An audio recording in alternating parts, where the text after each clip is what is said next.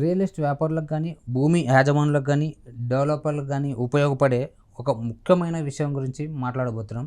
ప్రస్తుతం మనతో పాటు ఉన్నారు సీఏ చార్టర్డ్ అకౌంట్ కృష్ణ గారు ఉన్నారు. ఆయనతో మాట్లాడి మరికొన్ని విషయాలు తెలుసుకుందాం. సార్ నమస్తే సార్. నమస్తే అండి. ఎలా ఉన్నారు? బాగున్నాను సార్. ఇప్పుడు చాలా అంటే కమర్షియల్ కాంప్లెక్స్ చాలా అంటే ఉంటాయి. ఇప్పుడు బిల్డింగ్స్ ఉంటాయి, కమర్షియల్ కాంప్లెక్స్ ఉంటాయి, అపార్ట్మెంట్స్ ఉంటాయి, చాలా ఉంటాయి.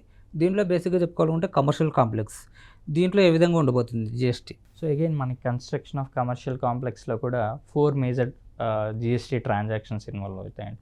First one, transfer of development rights by the land owner to the developer. Land owner తన రైట్స్ని ట్రాన్స్ఫర్ చేయడం. Second, the construction services provided by the developer to the land owner.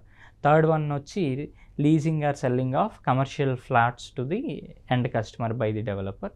Fourth one వచ్చి selling of flats by the land owner to the end customer. So ఇప్పుడు మనం 1 by 1 discuss చేస్తే first one వచ్చి ఏదైతే transfer of development rights ఉన్నాయో, residential కాంప్లెక్స్లో అయితే JDA మనం 1/4/2019 కంటే ముందు ఎంటర్ అయ్యామో, 1/4/2019 తర్వాత ఎంటర్ అయ్యామో అనేది క్రూషియల్ రోల్ ప్లే చేస్తుంది. ఎందుకని అక్కడ మనకి 1/4/2019 అయితే ముందైతే 2019 కంటే ముందైతే మనకి ల్యాండ్ ఓనర్ ఫార్వర్డ్ ఛార్జ్ మెకానిజంలో టీడీఆర్ మీద జిఎస్టీ పేమెంట్ చేయాల్సి వచ్చేది.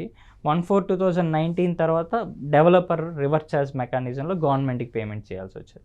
బట్ కమర్షియల్ కాంప్లెక్స్కి రిలేటెడ్గా it is always forward charge అండి. అంటే ల్యాండ్ ఓనర్ మాత్రమే దాని మీద ట్రాన్స్ఫర్ ఆఫ్ డెవలప్మెంట్ రైట్స్కి రిలేటెడ్గా జిఎస్టీ అనేది గవర్నమెంట్కి పేమెంట్ చేయాలి. మీరు జీడీఏ 1/4/2019 కంటే ముందు ఎంటర్ అయినా, 1/4/2019 తర్వాత ఎంటర్ అయినా సరే, ఆ కమర్షియల్ కాంప్లెక్స్కి సంబంధించి ఏదైతే మీరు ట్రాన్స్ఫర్ ఆఫ్ డెవలప్మెంట్ రైట్స్ అనేవి చేశారో దాని మీద జిఎస్టీ అనేది ల్యాండ్ ఓనర్ డైరెక్ట్గా గవర్నమెంట్కి పేమెంట్ చేయాల్సి వస్తుంది at the rate of 18% అండి. సో సెకండ్ ట్రాన్సాక్షన్ వచ్చి కన్స్ట్రక్షన్ సర్వీసెస్. ఈ construction services provided by the developer to the land owner.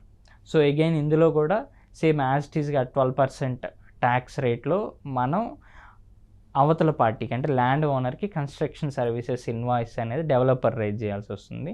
So developer అనే పర్సన్ గవర్నమెంట్కి ట్యాక్స్ పేమెంట్ అనేది చేయాల్సి వస్తుంది. సో 3-4 ట్రాన్సాక్షన్స్ అనేవి occupancy certificate or completion certificate బేసిస్లో, before occupancy or completion certificate అయితే taxable, after occupancy or completion certificate అయితే exempted కేటగిరీలో ఉంటాయండి. సో ఇందులో రీసెంట్గా మనకు వచ్చిన ఒక సుప్రీంకోర్టు జడ్జిమెంట్ ఒకటి ఉందండి, సఫారియా రిట్రీట్స్ ప్రైవేట్ లిమిటెడ్ అని చెప్పి. లైక్ ఆ కంపెనీ కేసులో ఏమైందంటే, ఆ కంపెనీ అనేది ఒక కమర్షియల్ కాంప్లెక్స్ అనేది కన్స్ట్రక్షన్ చేసి, ఫర్ ఎగ్జాంపుల్ ఏఎంబి మాల్ అనుకుందాం, ఏఎంబి మాల్ లాంటి మాల్ని కన్స్ట్రక్షన్ చేసి అందులో ఉండే ఈచ్ అండ్ ఎవ్రీ స్పేస్ని లీజ్కి కానీ రెంటల్ బేసిస్లో వాళ్ళు ఇస్తున్నారు. సో ఇప్పుడు లీజ్కి ఇస్తున్నప్పుడు ఆటోమేటిక్గా రెంట్ అనేది ట్యాక్సబుల్ అండర్ జిఎస్టీ కాబట్టి వాళ్ళు గవర్నమెంట్కి 18% on the lease value or rental value మీద ట్యాక్స్ పేమెంట్ చేస్తున్నారు గవర్నమెంట్కి. సో వాళ్ళు ఏం చేశారంటే, ఏదైతే ఇన్పుట్ ట్యాక్స్ క్రెడిట్ ఉందో ఆ బిల్డింగ్ కన్స్ట్రక్షన్ చేయడానికి వచ్చిన ఇన్పుట్ ట్యాక్స్ క్రెడిట్ని వాళ్ళు యూటిలైజ్ చేశారు దీనికి. ఫర్ ఎగ్జాంపుల్ ఈ 18% ట్యాక్స్ పేమెంట్కి ఎగ్నెస్ట్గా అదొక 18 crore వచ్చింది అనుకుందాం. ఈ కన్స్ట్రక్షన్ యాక్టివిటీస్ రిలేటెడ్ ద్వారా వీళ్ళు ఎక్స్పెండిచర్ కాబట్టి దాని మీద ఒక 15 crore వాల్యూ వస్తే రిమైనింగ్ 3 crore మాత్రమే గవర్నమెంట్కి పేమెంట్ చేస్తున్నారు. సో దీన్ని జిఎస్టీ డిపార్ట్మెంట్ అనేది అపోజ్ చేసి, మీరు దానికి రిలేటెడ్గా క్లెయిమ్ చేయకూడదు, బ్లాక్డ్ క్రెడిట్ అని ఒక సెక్షన్ ఉందండి సిజిఎస్టీ యాక్ట్లో, 17(5)(c) అండ్ 17(5)(d) అని చెప్పి, works contract and construction services related to immovable property for own purpose అనే ఒక క్లాజ్ ప్రకారం మీరు దీనికి రిలేటెడ్గా ఐటీసీ క్లెయిమ్ చేయకూడదు అనే ఒక ఆర్డర్ పాస్ చేశారు. సో ఈ ఆర్డర్కి ఎగ్నెస్ట్గా ఆ క్లయింట్ ఎవరైతే ఉన్నారో సఫారియా రిట్రీట్స్ అనేవాళ్ళు, వాళ్ళు సుప్రీంకోర్టు వరకు అప్రోచ్ అవ్వడం జరిగింది. సో ఇక్కడ సుప్రీంకోర్టు ఏమని చెప్పిందంటే, మీరు ఏదైతే ఆ బిల్డింగ్ ఉందో, ఆ కమర్షియల్ కాంప్లెక్స్ ఉందో, ఆ కమర్షియల్ కాంప్లెక్స్ అనేది కన్స్ట్రక్షన్ అవ్వకుండా మీకు రెంట్స్ అనేవి రావు కాబట్టి, ఆ కమర్షియల్ కాంప్లెక్స్ అనేది ఫంక్షనాలిటీ అంటే మేజర్ ఫంక్షన్ అది ఉంటే కానీ మనకి రెంట్స్ అనేవి లీజెస్ అనేవి అరైజ్ అవ్వవు కాబట్టి దాన్ని ఫంక్షనాలిటీ టెస్ట్ అనేది మీరు చేసి రిమాండ్ బ్యాక్ చేస్తే డిపార్ట్మెంట్కి.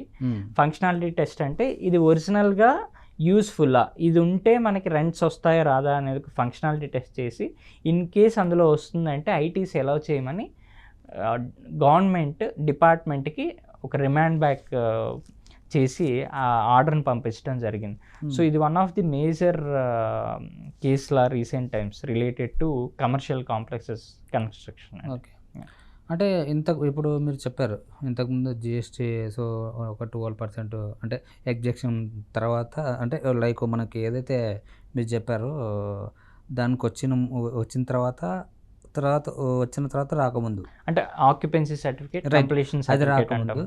సో ఇంతకుముందు అంటే లైక్ మనకు ఒక 2002 కానీ లేదంటే 3 కానీ ఆ మధ్యలో సో ఏమన్నా దానికి దీనికి చేంజెస్ అంటే అప్పుడు సర్వీస్ ట్యాక్స్ ఉండేదండి. ఓకే. మీరు ఇప్పుడు 1994 నుంచి 2017 జూన్ వరకు, ఎందుకంటే 1 జూలై 2017 నుంచి జిఎస్టీ వచ్చింది ఇండియా. ఓకే.